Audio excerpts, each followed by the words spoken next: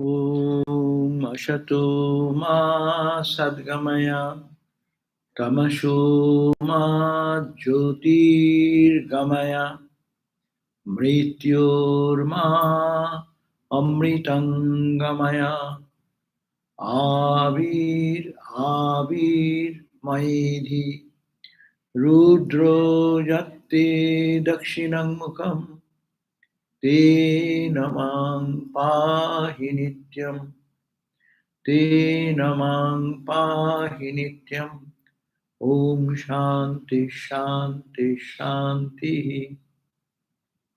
O Lord, lead us from the unknown, lead us from darkness to light, death to immortality, and evermore shine in our hearts with your resplendent face. Om peace, peace, peace be unto us all.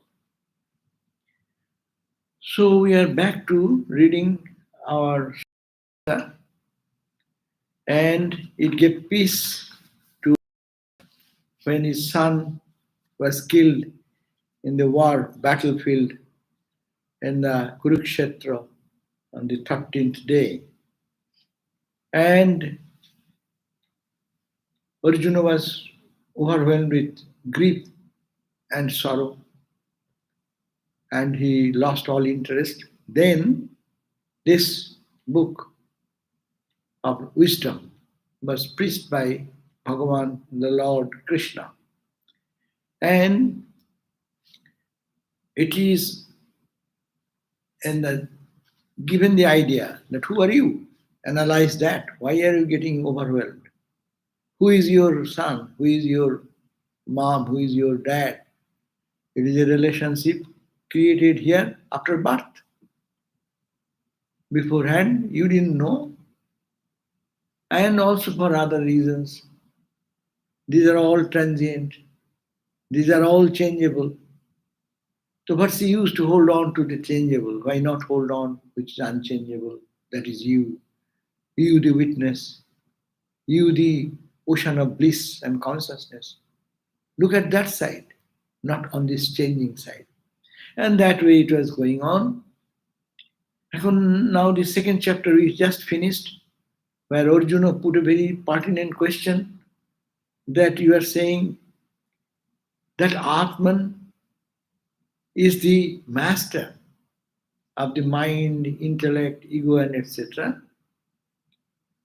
And he being the witness, how can be made visible and concrete that Atman, well, I am engaged in the identification with my senses.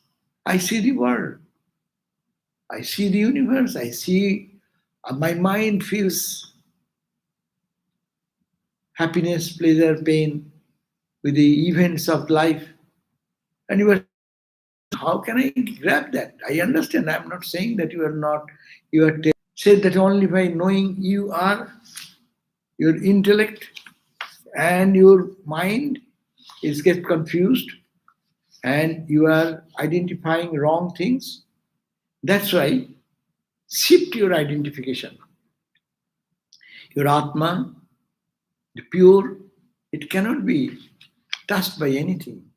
But you have misconception, papena malina buddhi, your buddhi was clouded by ignorance.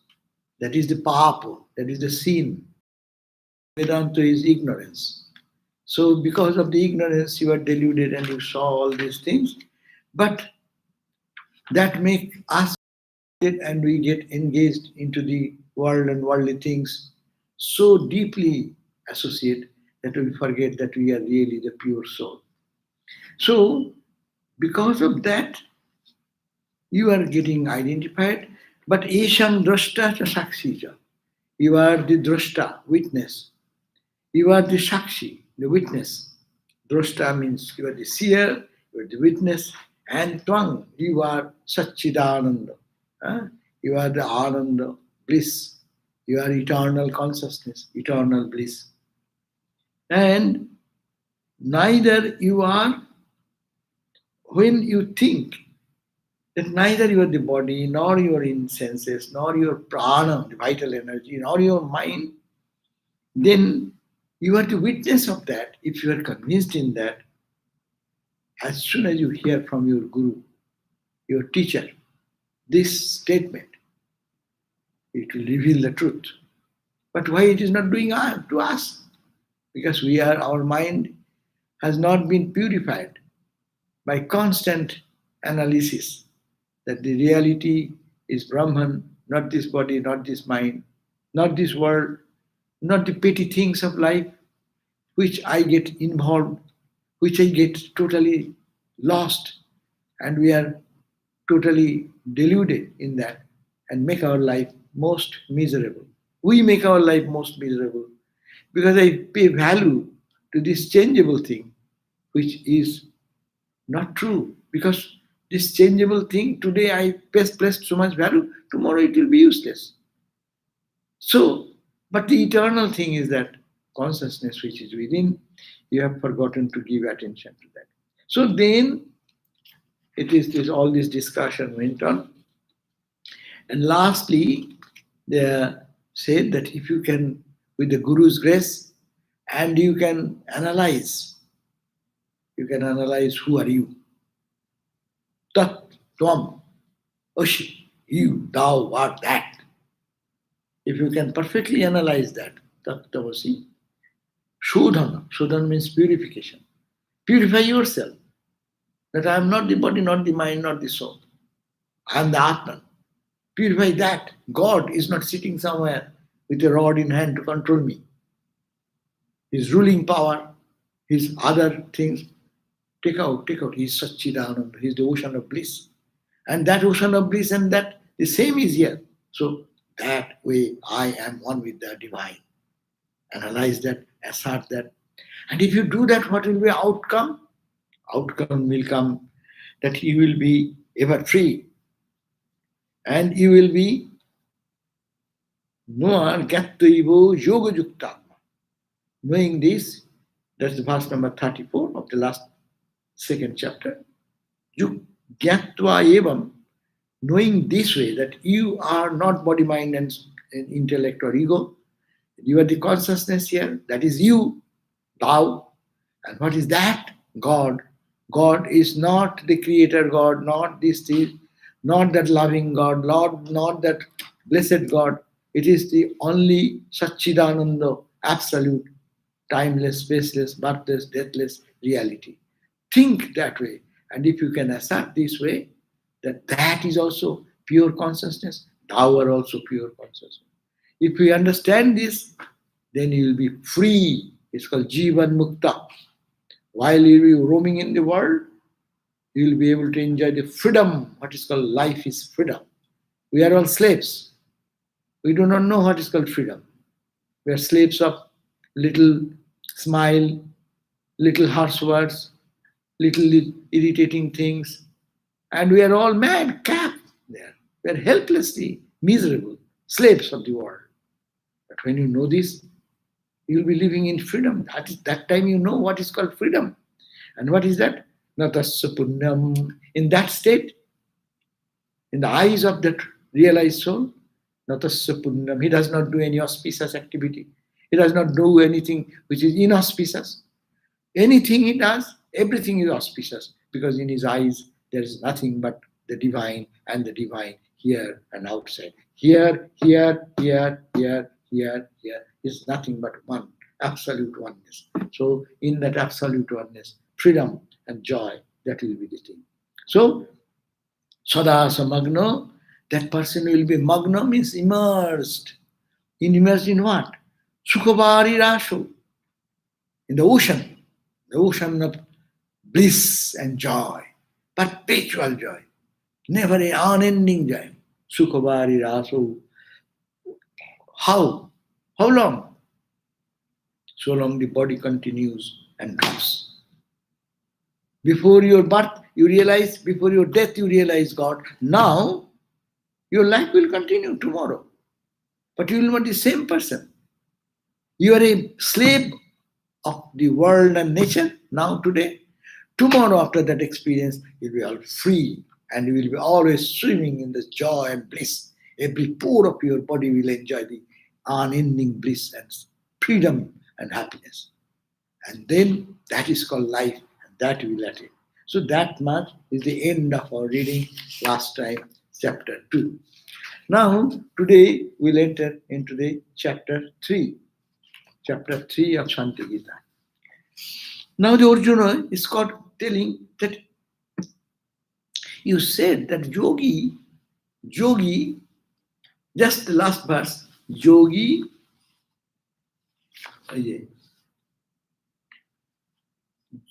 yogī-muktaḥ,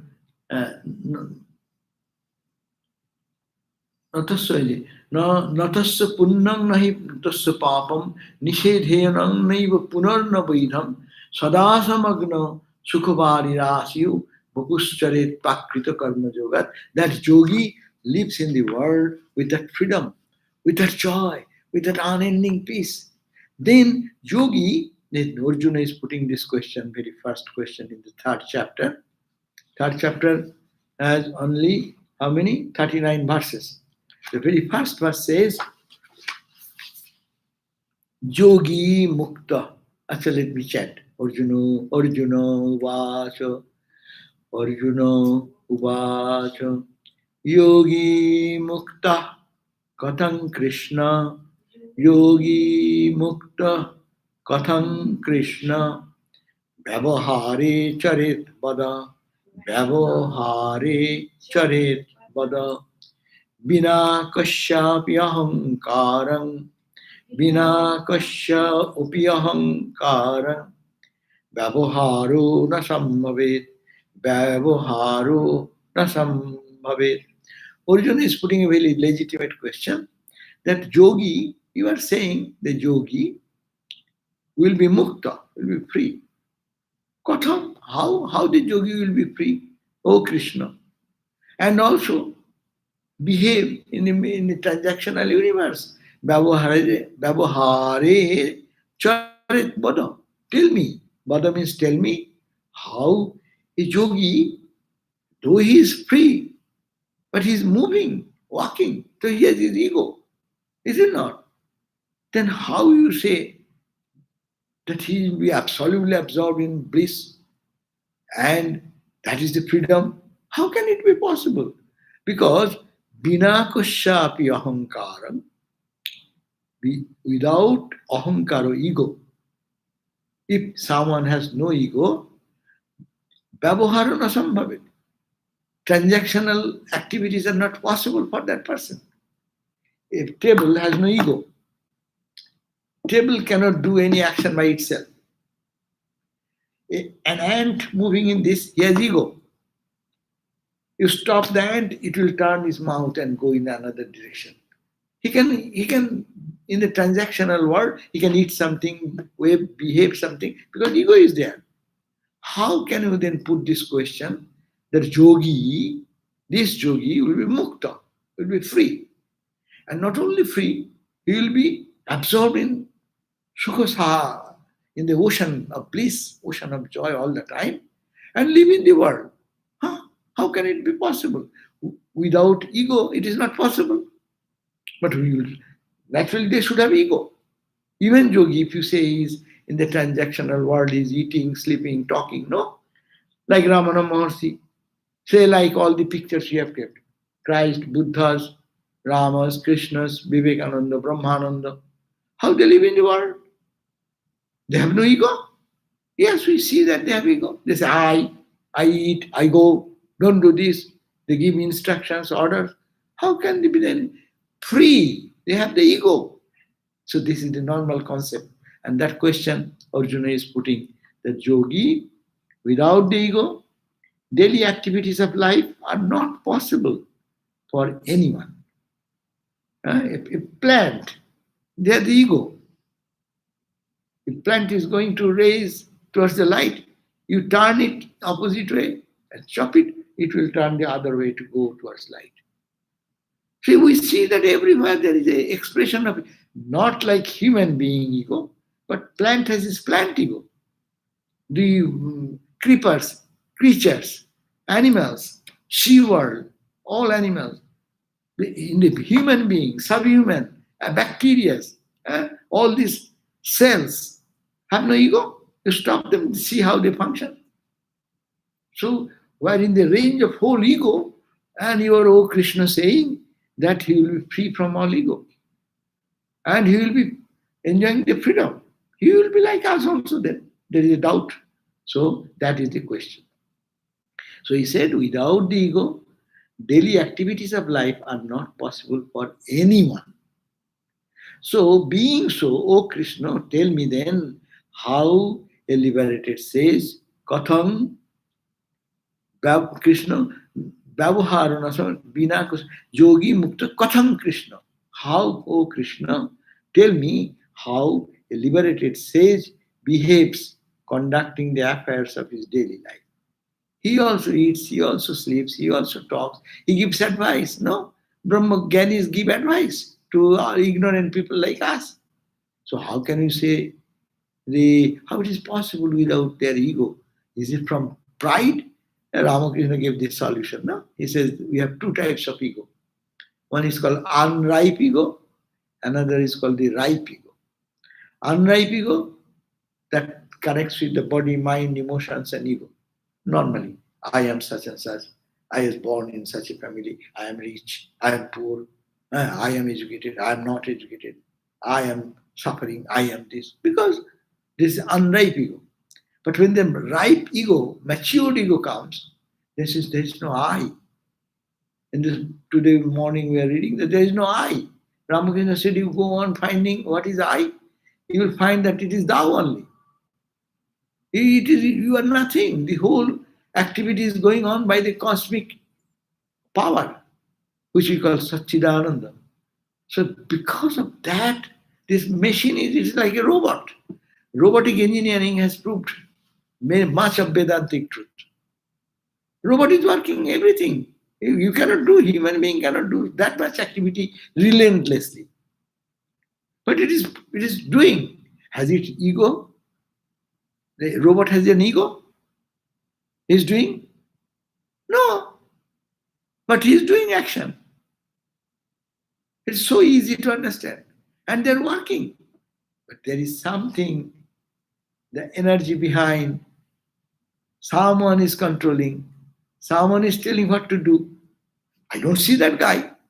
You go to the Amazon, you will find hundreds of robots are bringing loads of things and putting in particular area, taking out of that and going to this place and settling there. Everything is done by them. So, have they ego? Then how they do work? Because they have no ego in the lower sense, because that is matter. They are energized by the energy behind. Remote control, no? Some energy is there that is to be controlled by something or programmed like that. But actually the power belongs to that who makes the program, who controls that. There is nothing, you see the activity of the robot, but robot is doing everything, but no ego. So can we do like that? Can we think this is a robot machine? Eyes are seeing, ears are working, nose are smelling, hand is moving, but it is robot. If it is not robot, then when it breaks, why do you go to doctors? And they fix it this way, that way, nut, bolt, screwing, this, that, and returns you. You say, oh, I'm not feeling, I had a surgery and I'm coming back. Hurry, what is surgery? So this is possible in this material world. But is it not possible in spiritual world also, that egolessly, can you work at the same time, no ego? Yes, whose ego has merged into God consciousness. He has no ego. But he is working with the power of the cosmic ego. That's the point when the sadhus, holy people, we adore them. Why? Because they are not talking from the level of their ego body as I am talking, as you are talking. They are talking, their ego being submerged into the cosmic consciousness. Cosmic will is working through them. Ramakrishna said, I do not know anything. It is my mother. I do not say anything. It is my mother doing. See, ego is there. But that ego is not the ego I understand, you understand in our day-to-day life. This is the vyavahāric transactional world we live. But it is possible. They can live only by the dictate of God. They move by the dictate of God. Swami Vivekananda said that Ramakrishna put into me Mother Kali, and she is driving me from one corner of the world to the other and making me do whatever she likes. Whatever she likes. So he is not a humble guy say, I am nothing, nothing, nothing, nothing. He does not say like that. I am Atman, I am Brahman. That Atman's power is working. It makes sense, no? Or it is impossible? Intellectually, if we analyze this, it makes sense. Yes, it's possible.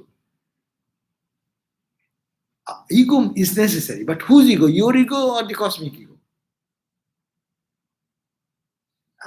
That is the difference. My ego, I'm an ignorant guy. Cosmic ego driving me. If I feel, yeah, I'm somebody different than that. Because I'm not identifying with the body mind, but I'm identifying with the cosmic consciousness, bliss, Satchidananda. So this is the Arjuna's question. Now see, God is very gracious, always gracious. If anyone puts a right question, the good teacher always gets happy. So what he says, śrībhagavān uvāca, śrībhagavān uvāca. You can say it, all of you. śṛṇu tattvaṃ mahābāho, śrṇu tattvaṃ mahābāho, guhyāt guhyataraṃ param, guhyāt guhyataraṃ param, yat-śrutvā saṃśaya-chedāt, yat-śrutvā saṃśaya-chedāt, kṛta-kṛtyo bhaviṣyasi, kṛta-kṛtyo bhaviṣyasi, śrṇu tattvaṃ mahābāho. Oh mighty armed Arjuna, you have a power. In the material sense, you are a great, mighty warrior. Oh mahābāho, great warrior, great, it is a mighty armed Arjuna. śrṇu, listen, the tattva, the truth, which is guhyāt guhyataraṃ, which is subtlest than the subtle, secret of all secrets, because it is not in the marketplace, you cannot get it. We can go to Hollywood Boulevard to find this knowledge in the shop. We cannot get anywhere. Even not the book, but the question of the truth or the people. It is not possible because it is secret. It is only limited with the pure heart of some people who have dedicated their life to explore this truth. So this is the secret of all secrets. So I'm going to tell you, yat-śrutvā, if you listen. Śrutvā means hearing, meaning hearing. Hearing which, not hearing. Hearing has no value. Hearing and going. Hearing means what? You heard something. You don't have to remember. Listen with full attention. This very word is important. Yat-śrutvā, listening to which saṃśaya-chedāt, saṃśaya means doubt. By cutting this saṃśaya doubt, you will be kṛta-kṛtyo bhaviṣyasi. You will be perfectly fulfilled. You will be thinking, wow, I didn't know this truth. It is such a truth. Although it is here. It is here all the time. But I don't know that. I am not aware of that. As his Vedantic knowledge always tells us, that the necklace is in your neck and you are searching the necklace everywhere. The eyeglass is in your eyes and you are searching, where did I leave the eyeglass, and spending time. So knowing this, it is here all the time. You will be kṛta-kṛtyo, you will be fulfilled, you will be saturated. accomplished, whatever. So, O mighty arm, listen to the truth, more secretive than all the secrets, listening to which, with doubts severed, no doubt, doubts severed, you will become accomplished. You know what is the problem in our spiritual life? Doubt. But doubt comes in the mind. Doubt, we are listening how many times? All the time we are listening, we are Atman, we are Brahman. This world is changing, this is meaningless. What has done? What I could take so many years of listening, what did I take? How much we have absorbed it? It has not entered into, it is just going through this and going out, not settling here in life. That's why our suffering does not go away. Our questioning does not end. We put questions and questions, but this question will stop because question come out of doubt. You are saying that, but I have not understood it properly. So, how, as we are talking about, how Brahman is everywhere, this consciousness is everywhere, and I am driven by that consciousness, but I don't know. Does robot know that he is driven by some remote control person somewhere, or the energy put into it by battery charging or doing something? We do not know. So we are robots. You are working, you think I am working. Nothing wrong. But is it run by whom? What is the source? The doubt. So we do not know, and if someone tells, I doubt. That's why Upanishad says that vidyate hridaya granthi chiddante sarva saṃśaya tasmin drishti paravare kṣiyante chasya karmani tasmin drishti paravare. Tasmin drishti, seeing or experiencing or viewing or tangibly experiencing para, that supreme reality. Three things happen. Vidyate hridaya granthi. We have our doubts in the hridaya, not in the heart. Our mind has tied with the world and worldliness. The first thing is, it cuts. Chiddante, vidyante hridaya granthi, chiddante sarva saṃśaya. All the doubts just will disappear in a moment, split second. And kṣiyante chosya karmani. We are here because of our karma. My karma, what will happen to the karma? Well, all will be abolished. People will see that you are eating after that knowledge, you are walking, eating, as I just talked about. But in your sense, you will understand, you don't do anything. I don't say, this Ramakrishna told the story of the gopis. The gopis were, after selling their milk products, they are going back to home. And so then the gopis were saying that, please, Krishna is the boatman. And then he's saying, please take us away. Then what happened? Then he said, no. Who is that? Vasudev, or who was going? Vasudev. He was going and he said, okay, how can he go? There is no boat now. Then Vasudev said, okay, I am hungry. Feed me something. So they fed everything with so much milk and milk product and nice thing. And then he prayed to the mother Jamuna, the river. Mother, if I have not eaten anything, you make a way for us to cross it. And really, mother parted for a moment, and all Vyasdev and all the gopis crossed the river safely.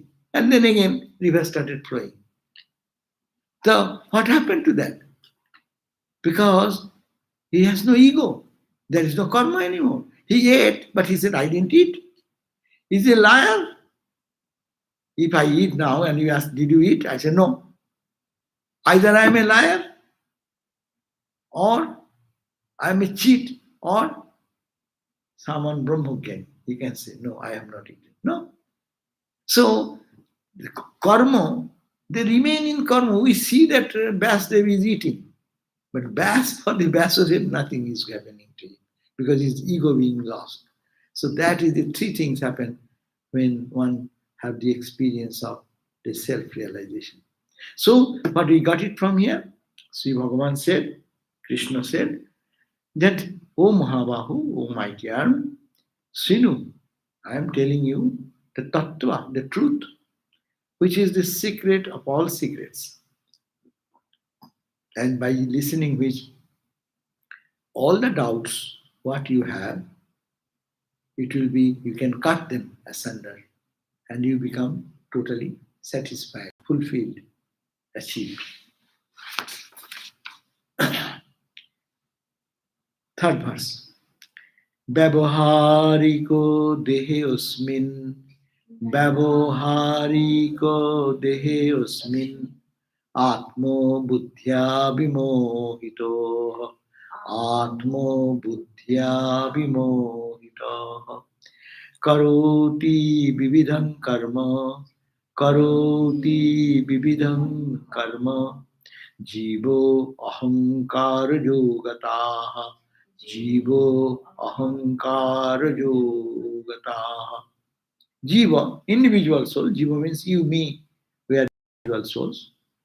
I have some individuality, you have some individuality. That's the individual souls. Jiva, ahaṅkāra-yogataḥ.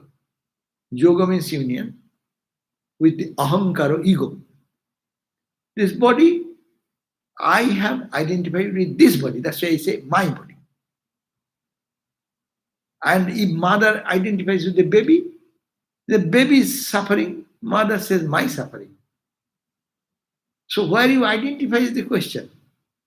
Because of identification, ahaṅkāra with ego, jiva, karma karoti. Jiva performs, we individual soul, individual being, we perform our actions. From morning till now, how many activities we have done?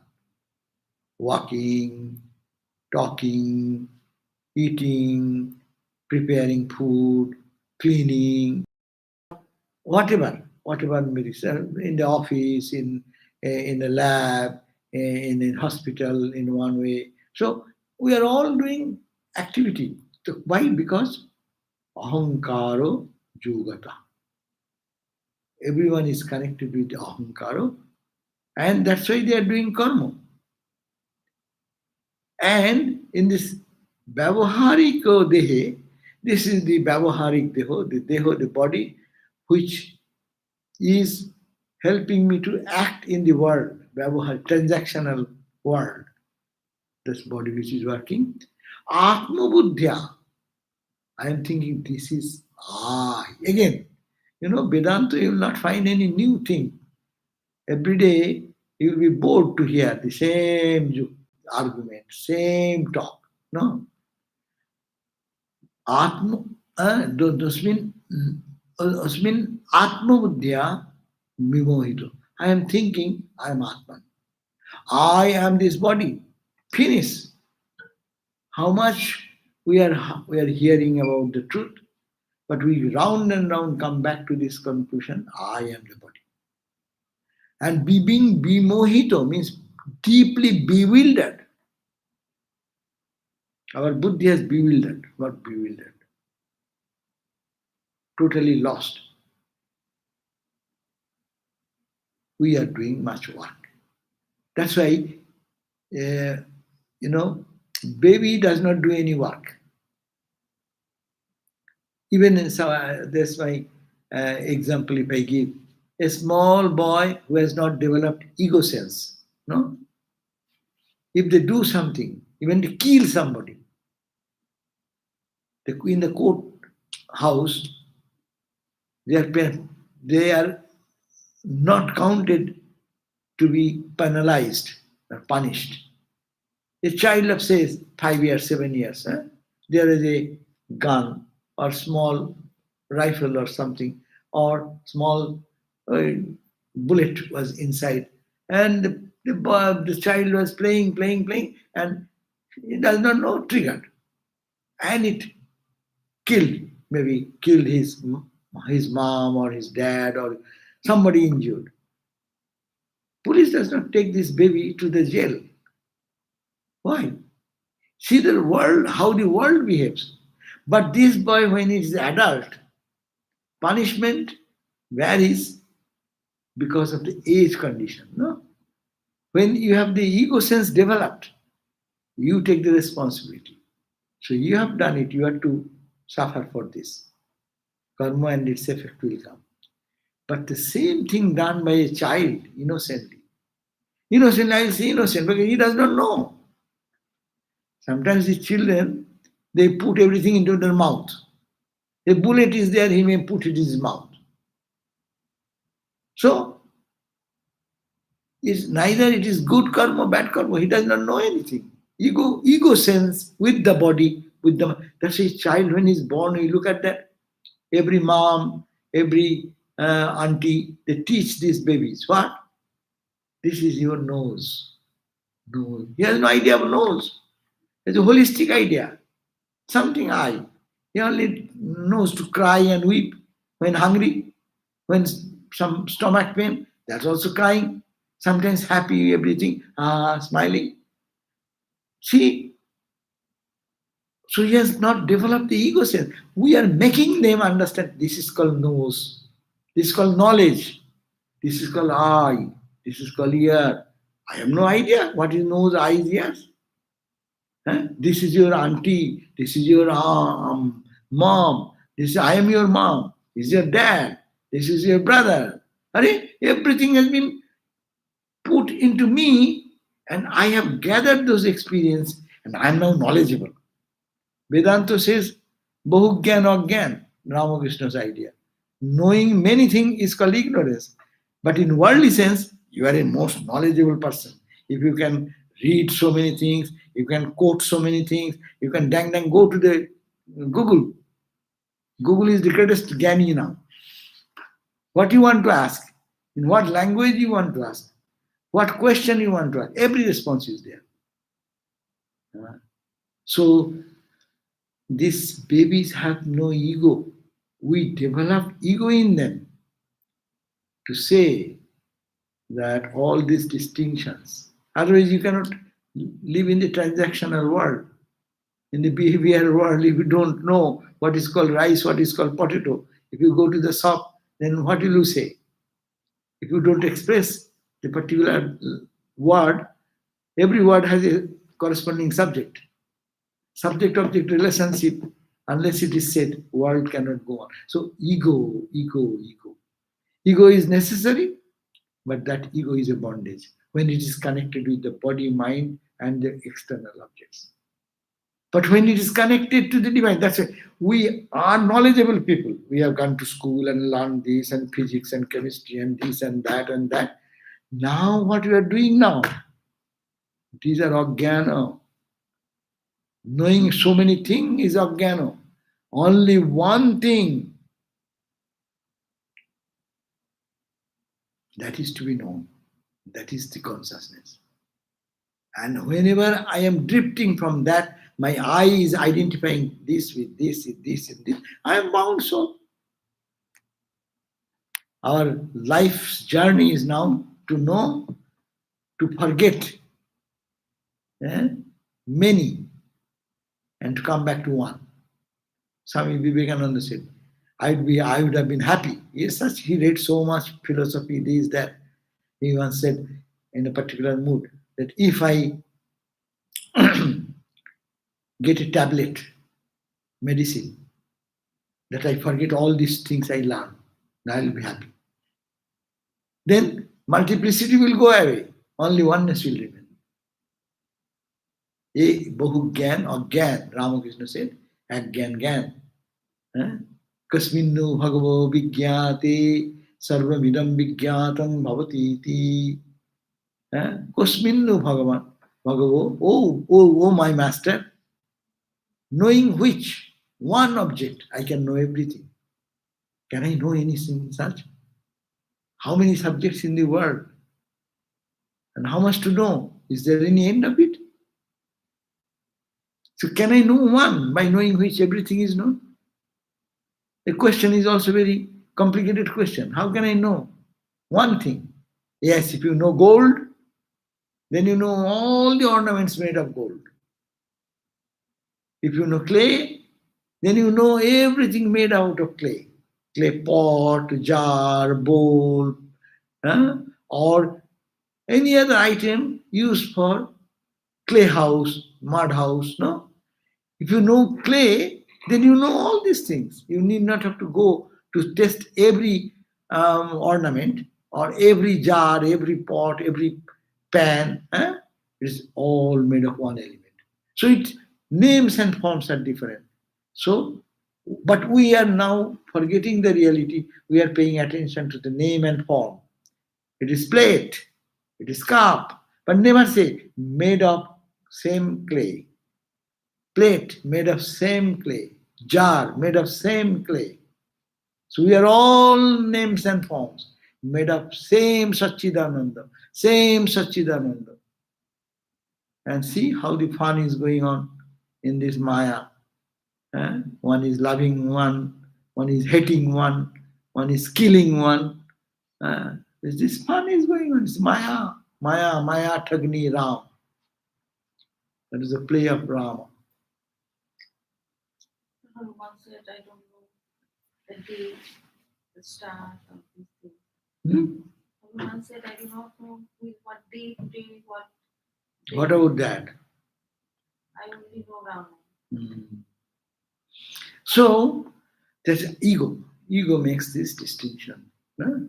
That's why śrībhagavān, Kṛṣṇa, says that dehosmin ātmabuddhyā. In this body, thinking this your Atman, this is me, this understanding that I am this, being vimohitaḥ, totally deluded, confused. Karoti vividham karma. You cannot do any karma when your ego is gone. No? Egoless person cannot function anything. Nowadays we know who are called the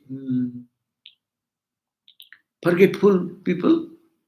When they totally forget everything, that means they forget they have to eat.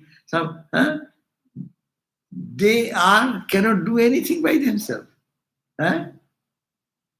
Dementia and its extreme condition, then he becomes really, somebody has to feed him. He cannot, he putting food in his own mouth, it is impossible. So ego, see, I is such a thing. I consciousness is such an important thing. If it goes away, this life is egoless and that is non-functional. So one's mind, if it's connected with the divine, he will be non-functional outside world. But he will be full of knowledge and wisdom inside. So, that is the third verse. He says, the English translation will be like this.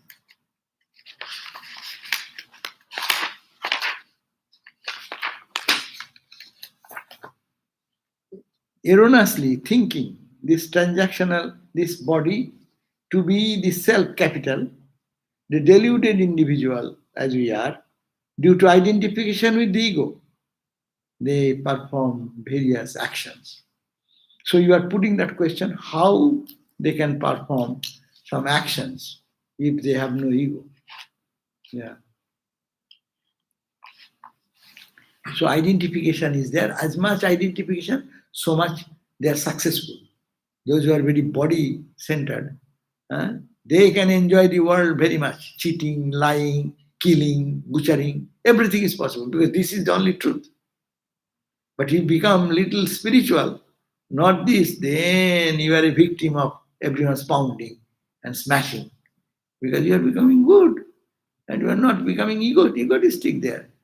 Being ego, they need to survive here. Blow for blow, fight for fight. You have to make your ego more dominant ego. Body's ego, mind ego, intellectual ego.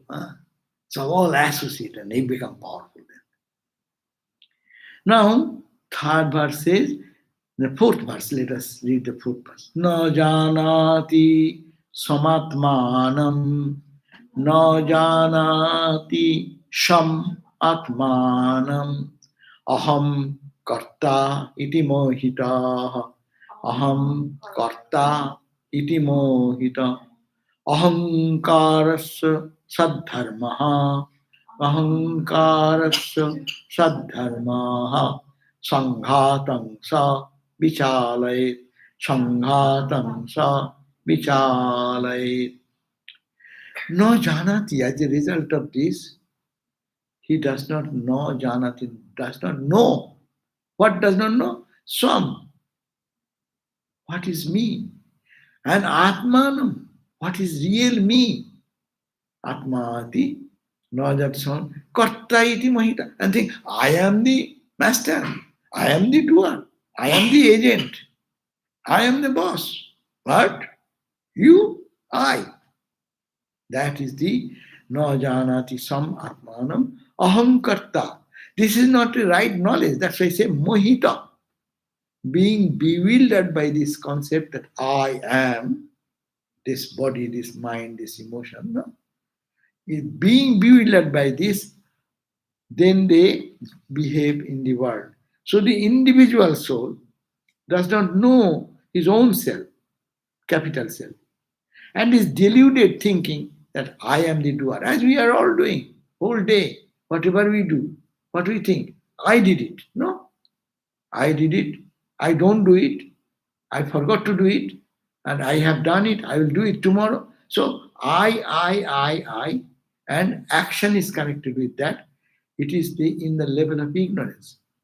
But in knowledge, he will do the same one. But his interpretation of I will be different. I, not this body-mind complex I, but that I, which is the consciousness I. That's why they say, as the Lord, Bhakti school will say, as the Lord makes me do, I do. I am the machine, he is the machinist. So as the machinist, I am the car, he is the driver. So whatever driver wills, the car is moving, but it has no ego of its own. Car has no ego, no? So many beautiful cars in the street. All cars are being driven. But they are rolling, their wheels are rolling, backlight, highlight, side light, right hand light, left hand turn sign. Everything is working. By machine is doing that. But machine has no ego. It is only the drivers. So when we are individual soul, we do not know that I, real driver is the self, big self. My real self, big self. Knowing, not knowing that, and deludedly I am thinking, this car, this wheel, this tire, this right light, left switch, right switch, these are all I. Huh? When you do, then I am the doer, thinks that. The real nature of ego is that it starts up the conflict by protecting the collision as consciousness and engaging the individual soul in diverse action. So, then what it does, the real nature of ego, what is the nature of our ego? Ego, what it does is that it starts up the conflict. It creates a conflict between Atman and my unimportant body-mind, which is temporary appearance. Understand? This, what is Jara, what is Chetan? Ego makes a conflict there. It switches from this side to this side. It does not give the identity that I am Brahman, I am Atman. It gives the identity on this side, I am the body, I am the mind. As like I am the headlight, I am the tail light, I am the right side light, I am the left turn light, I am the wheel, I am the steering, I am the gas pedal, I am the brake pedal. No? I. Everyone says, I see, I hear, I listen, I talk, I do. I. I actually creates a conflict between this. That's why it is called projecting the collision. This collision as consciousness. This collision of the world as duality as consciousness and engaging the individual soul in diverse actions. The individual soul is now engaged in doing so many activities. But it will go on doing activity only if we can take away our ego out of it. So ego is good, ego is bad. Mostly ego is bad because it creates this conflict in us. And actually, if the ego was not there, as I say, we will be all childlike simple. If the ego is not there, there is no conflict. Two children, those who have not grown into ego sense, forget when they are growing up. Then they will go on fighting one against other. One will be butchered, one will be bullied, another will be a good guy, another. This will go on. But when they have not developed that ego, say a baby of 5 months, 6 months, 8 months, put them. They don't fight with each other. Because their ego is not creating, who will create the conflict, he is not there. It is growing, coming out slowly. And when it comes up, see, two brothers, one same brother, sister raised under mom and dad in the same family. One goes to kill other. Further selfish interest. Hey, you are taking, you said that. And this money is mine, and you are taking mom's money and dad's money, this money. The whole world is a whole conflict. Where does it come from? Just think about that, it's coming from the ego. As the ego is spurring up, when it is not, they are good friends. Playing together, joyously living together. But when ego comes, each one's samskara starts up. Someone is good, someone is bad, and this entire world becomes a hodgepodge in which we live, sleep, and die. This is our life. So I end here. This is the fourth. Next day you will see. But this is the condition. I stirring up, ego stirring up and creating this conflict. But Atma is pure. Atma, Shuddha, Sada, Mukta. Again, this is the beauty of Vedanta. It will take us into a turmoil of our miserable condition. And next verse will, hey, you are the Atman, you're pure, you're stainless, you're effulgent, why are you bothered about? See? But still we don't learn. Okay, what can be done? So I end here. Next time we'll read the verse number 5. It's very interesting that the ego, we say that in the center, like that, as if in yoga, they have the 7 position, and then that the heart, where we say like that, Purusha is there, the ego, that is the center. And then from there, you can go up there to the head chakra, and mind can go down to the root chakra. So it is also in the similar like that. In yoga also, when you have meditate in the center, and you have the possibility to raise your mind up to head, crown chakra, or to go down to the root chakra. Yeah. So both are is that similar? You can make a simile there. Yes. You can. That's our sadhana. What we want to do, which direction you want to direct the mind. Yeah. It can go upward and lower.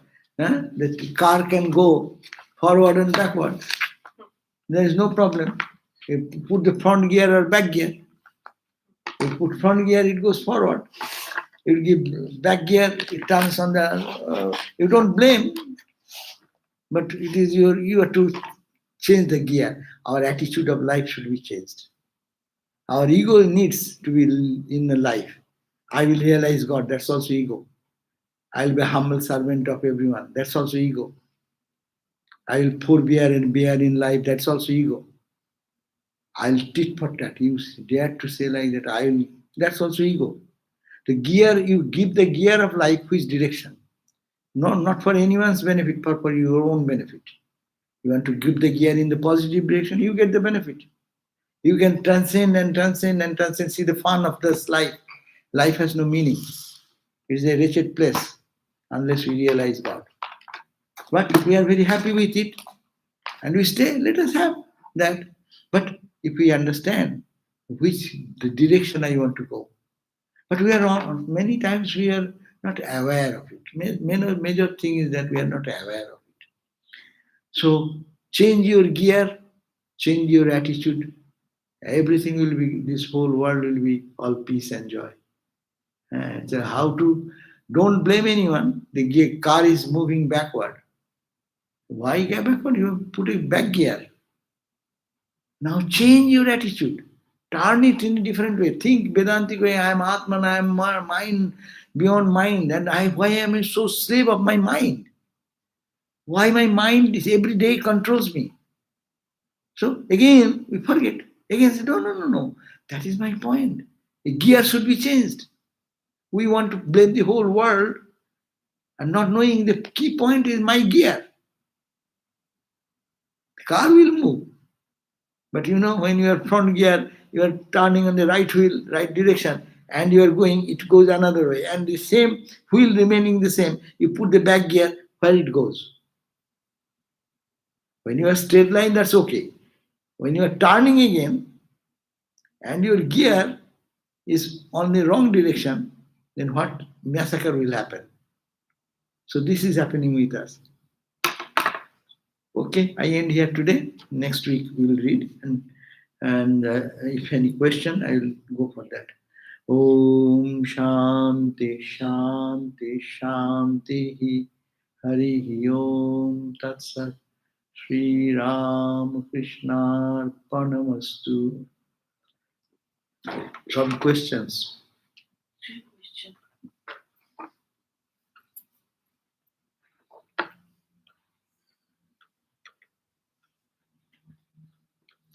If all the waking world is Maya, then why everyone's waking world is the same and interconnected?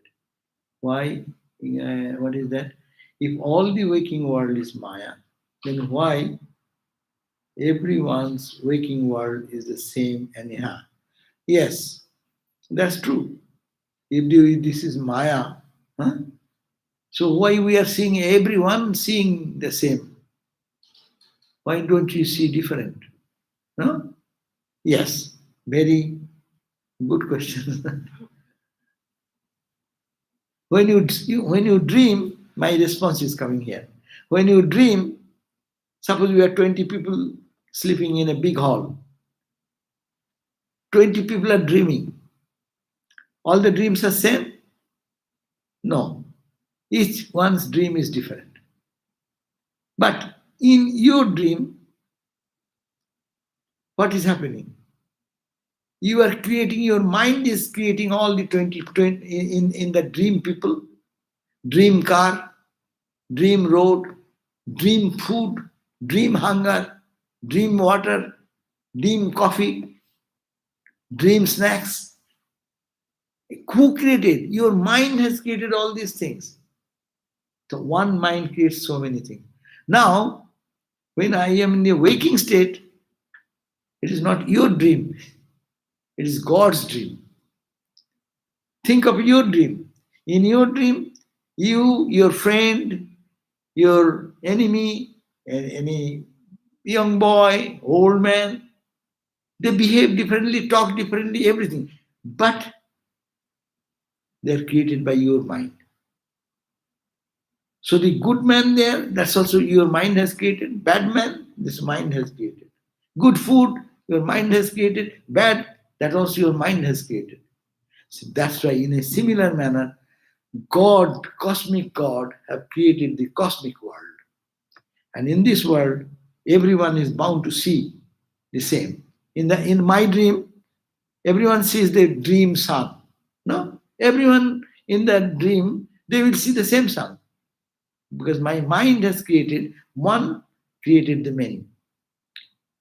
And so many people there, so many objects, they are all looking at the same. Suppose we are seeing this room the same way, the temple, same way. No? It is created by an architecture, engineer, or by the guidance of the swamis, etc.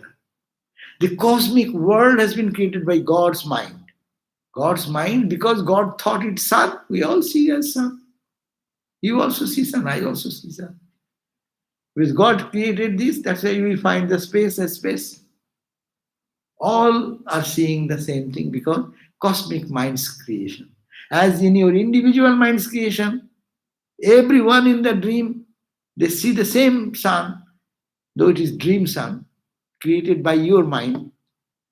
Similarly, in the cosmic reality here, it is God's mind has created. So that's why we see things like that. Another question. Whenever I try to not identify myself with the body, I feel some fear. I assume it is because I have identified myself with it for such a long time.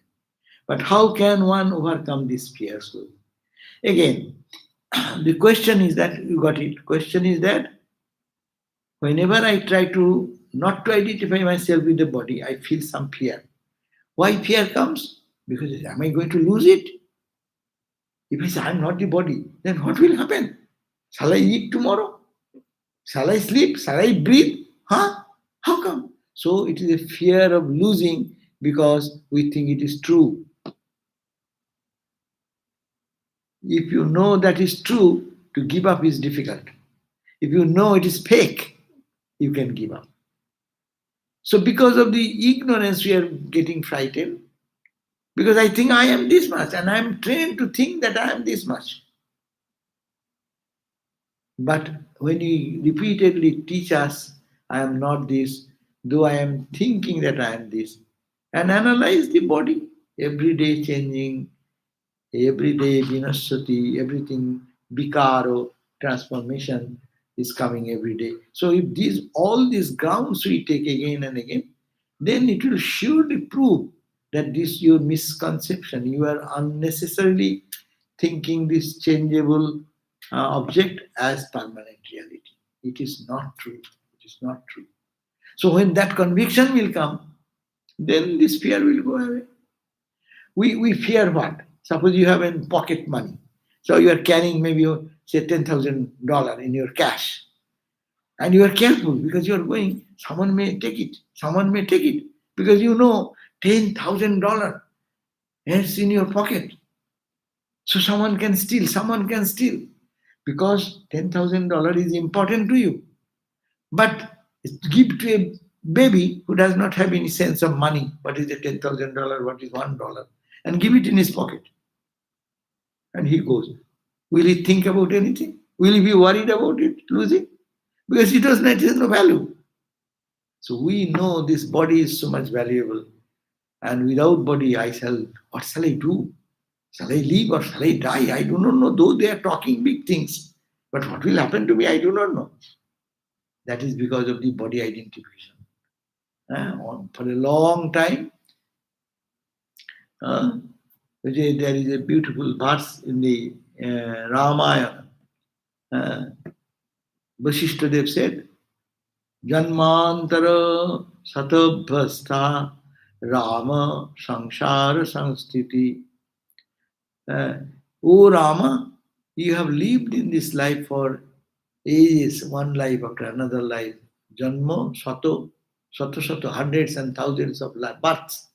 This is your birth. You have said, I am the body, I am the body. Now you have to say, I am not the body, not the body, not the body, not the mind, again and again.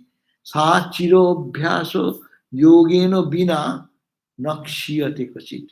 This misunderstanding will not go away unless you do continuous practice of saying that this body is changing, I am Atman, unchanging. Body, in the mind, I am heart, I am wounded, I feel sorrow, I feel suffering. But in my spirit, I am always absolutely in peace. Say that, assert that again and again and again. This will go away then. Another question, is this material world all about pleasure, maya, what is in it. No, why it is pleasure? It is all pleasure and pain, duality. Duality is called Maya.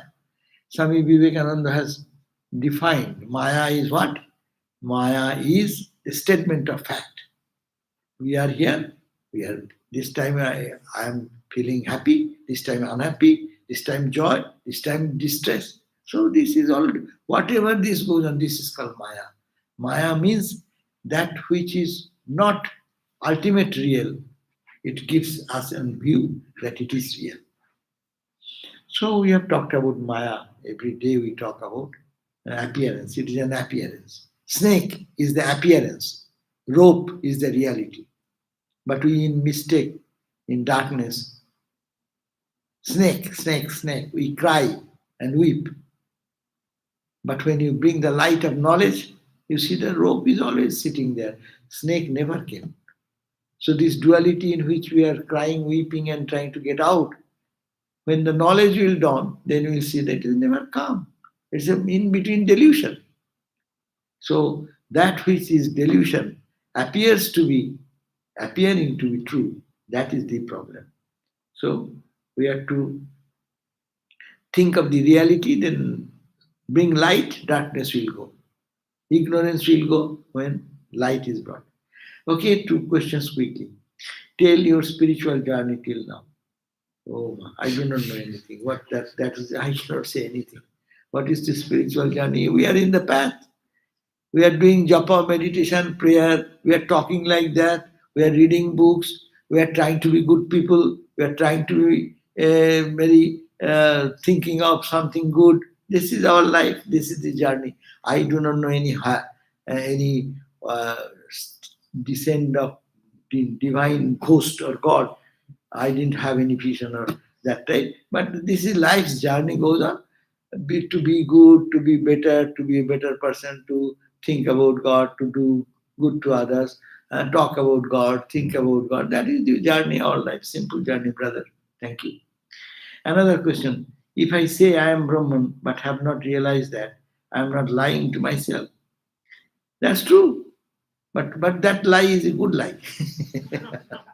That is not lie. Rather, what we are lying, we are trying to say truth once or twice. If I say I am Brahman, yes, you are Brahman. You don't understand does not mean that you are not Brahman. Even if you don't know, you have not realized. Does it depend that there is sky, the sun in the sky now? It is night time. So did it mean that I don't see the sun? There is no sun? Does my experience of darkness in the night prove that there is no sun, there is no stars, and stars are all dull, or they are clouded, or what? They have no light? I don't see the 1 billion stars in a great distance. Or will you say, oh, they are not there because I have not realized it? Am I saying a lie? No. Rather, we are talking about what the scientists, spiritual scientists, have experienced. They are saying, I saw it. Christ, Buddhas, Ramas, Krishnas, Ramakrishna. I have seen God. I talk to him more tangibly than you. Vivekananda and others rode in the world, in this America, every step. I am Atman, and raise the consciousness of all. They are scientists. So what they are saying, that is to not me, what I am seeing myself. So we have to believe, as in the physical world, the physical scientists, astronomical scientists, astronomy scientists, neuroscientists, every field there is a scientist. So spiritual scientists, they are saying, so they are correct, I am wrong. I have to correct myself. So that should be the approach. That's not saying that life is meaningless, makes a negative approach. Why life is meaningless? Life has full purpose. It is meaningless. Why? If we don't utilize it. If you are given the story of the Christ, that there is one father has 3 children, 3 sons, and he called everyone and gave them equal amount of money. Then after 1 year, the father asked the first son, what did you do? Father, he said, you gave the money, I hired my friends and things, and we went and enjoyed, and that. What about the money? Money is all gone. Okay. That's first one. Second one says, what did you do? Oh, you have given me the money. I have invested it. That's all. If money is intact, it is kept. And the someone came, the third one. What did you do? I have applied that, invested that, used that, I make the money double. Then the dad gives second money only to that who have utilized the money and make it double. So this life an opportunity. Why it should be always negative, meaningless? Vedanta never says you become meaningless, you become perfect. Vedanta says in your work you will be the best guy in the whole world. Your concentration is the best, your focus is the best, because you are doing for no slavery, but for your freedom. You are doing for God. And it's a joyful service to the divine. So that is the, I think, best thing. No. That's a wrong idea. Now another question: by sacrifice everything, am I existing materially, inspired by oneness? Am I in vain through long run? I think some question is not proper, because sacrificing everything means what? Are you to give up everything and be a street beggar tomorrow? Sacrificing mental attitude. Give your love, give your affection, think for others. You have to develop your spirituality in a mental world. Purify yourself. So you will be richer and richer, more and more. Does not mean that you will have to be, tomorrow you sell your house and distribute everything and be a street beggar. That is not Vedanta teaches. Vedanta teaches be wise, be useful, change your, as I talked about, change your gear. In your life, in your workplace, in your family life, you see the life is all joyful, all blissful. If you change your gear, that everywhere is God, everywhere is divinity, in me is also divinity. If me is divinity, I cannot behave this lowly way. If God is in me, I cannot do this thing. It is unethical. It is below my dignity. So that should be the point. It will make you more and more strength, bring more and more strength, power, and you will think that you are pure. You cannot behave like others. You see in others purity. You see divinity in others. What a richness will come. And you will be, in the material world also, you will be successful. So point is that we have to understand the truth in right manner.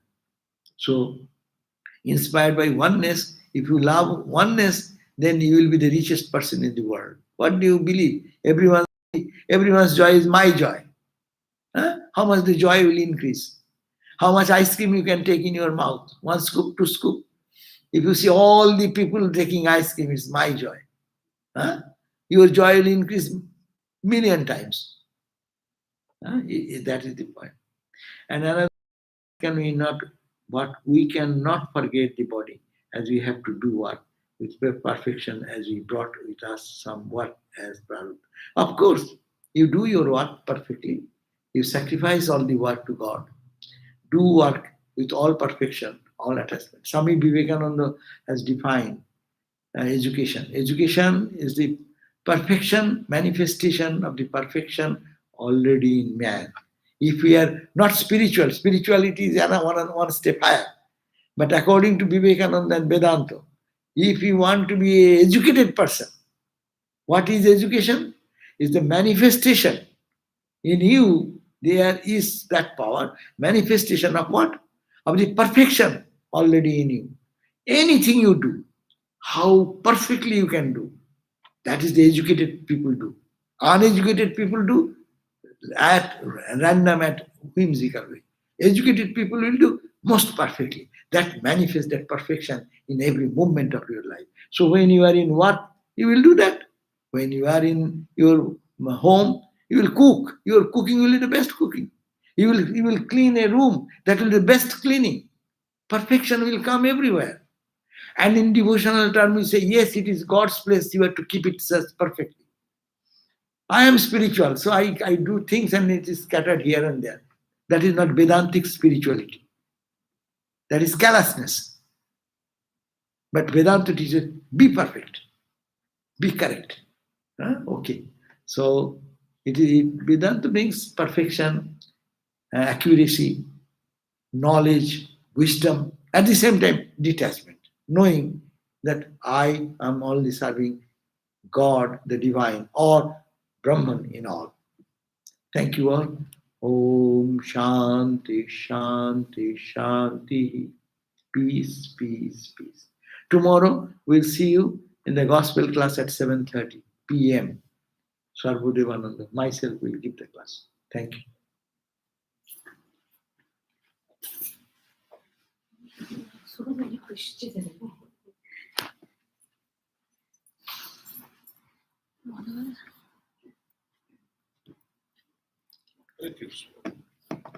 Jai Ma.